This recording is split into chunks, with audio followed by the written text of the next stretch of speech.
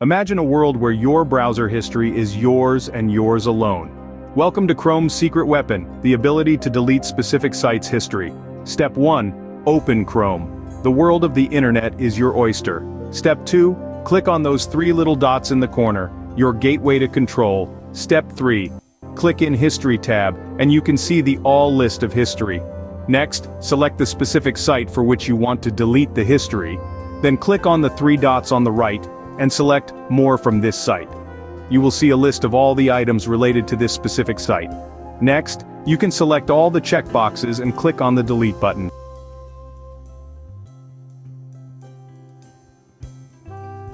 Remember, with great power comes great responsibility. Use this feature wisely, and your Chrome history will always be under your control. Enjoy your newfound power. Feel free to show your support by subscribing, giving us a thumbs up and sharing this valuable information. Your engagement is greatly appreciated.